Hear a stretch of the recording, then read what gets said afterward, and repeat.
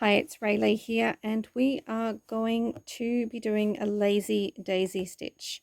So if we have our thread coming up in what is going to be the center of our daisy, we're going to go back into the same hole and create a stitch.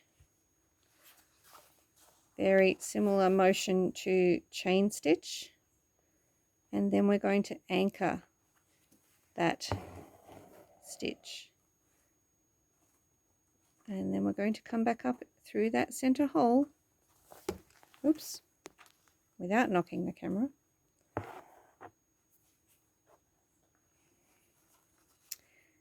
And we're going to go back through that same hole in another direction and do another loop.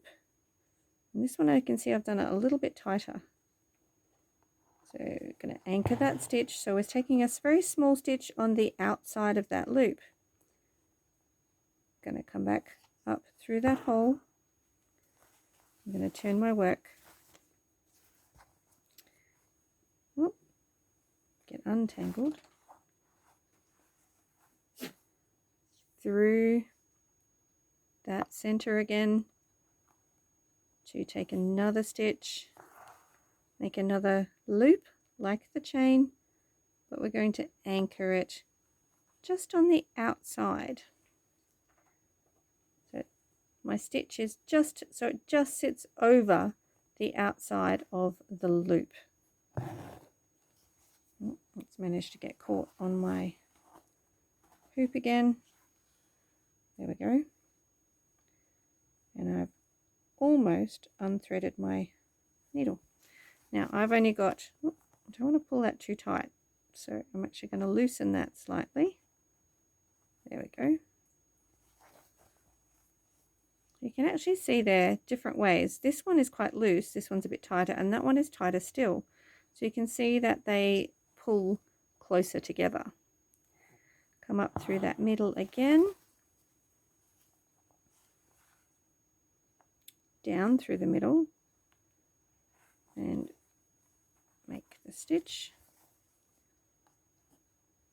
Oh, grab the needle, a bit close to the edge of the frame, the hoop, which is what my problem is. Not too tight, and then just over the edge of the loop. Okay, just turning my work again and coming up through the center, creating that loop, going down through that center,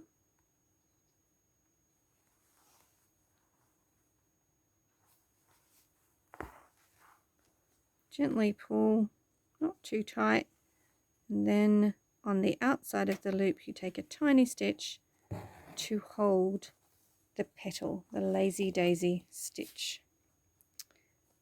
Alright, so there are a couple of ways that you can vary this stitch.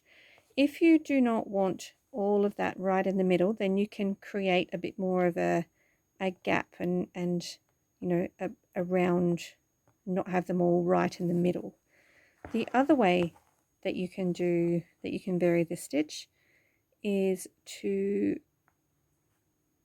elongate the stitch at the end so that it's not as small as so it doesn't just go over, it's more of a longer straight stitch. You can see with these ones I'm actually spacing them a little bit more, and just turn that work around a little bit, pulling that there. Now I've only got 2 threads for these ones instead of 3 that I've done in the previous videos, and create that longer stitch at the end.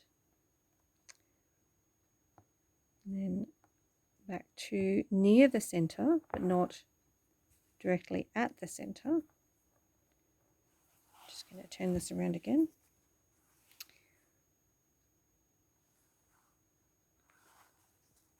create the loop and take a stitch.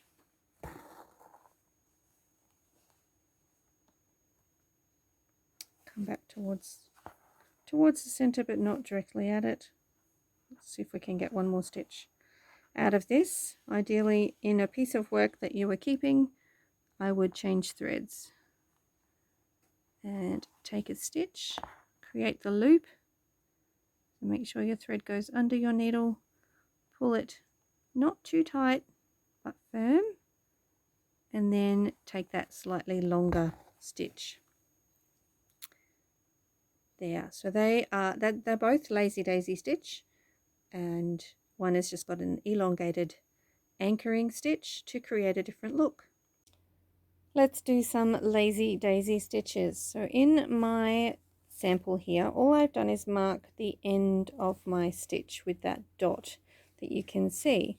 So what I'm going to do is start in close to the French knots that are already done, and I'm going to come up to that point, and that's where that dot is.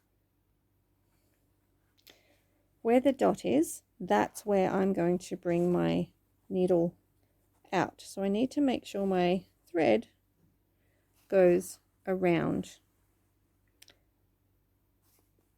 And I am going to do a longer end, a longer anchoring thread for this stitch, for this design.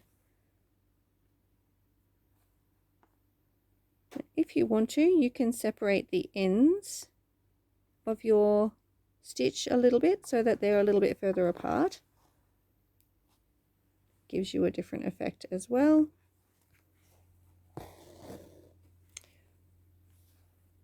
You can see this stitch here on this side is they're quite close together. There's a little bit more of a gap on this stitch.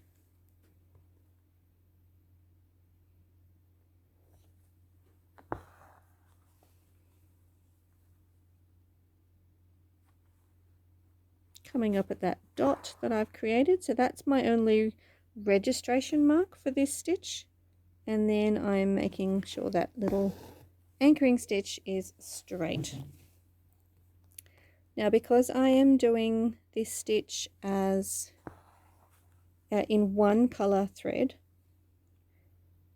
I am just doing each stitch, next to each other, pulling it through. If you were doing using a variegated embroidery thread, then I would potentially alternate so that you evenly distribute the colors of your variegated thread. And I believe that is what is recommended in the pattern for the Floral Hearts design that uses this stitch.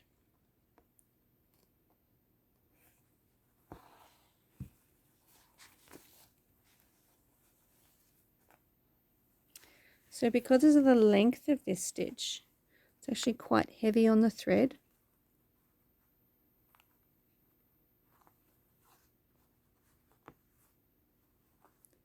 So I will have to change my thread very soon.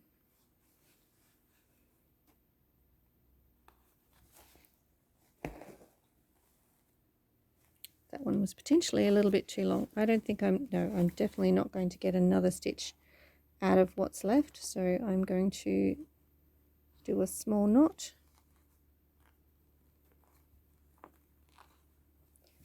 and snip my threads.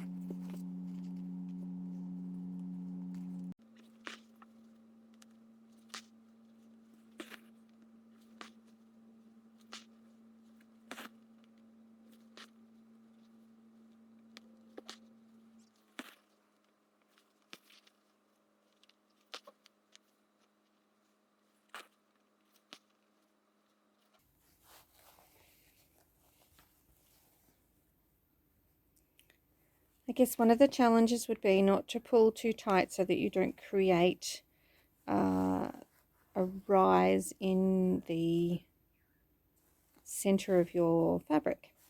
Now, I did not finish this one here because it's been starting a new thread, and for the sample I think I've shown you how to do this stitch.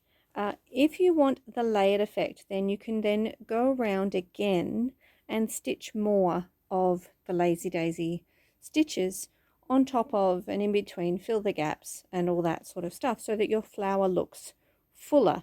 If you want to, in the gaps you could actually make them shorter so that they perhaps look like they are, like gives it more of a 3D effect.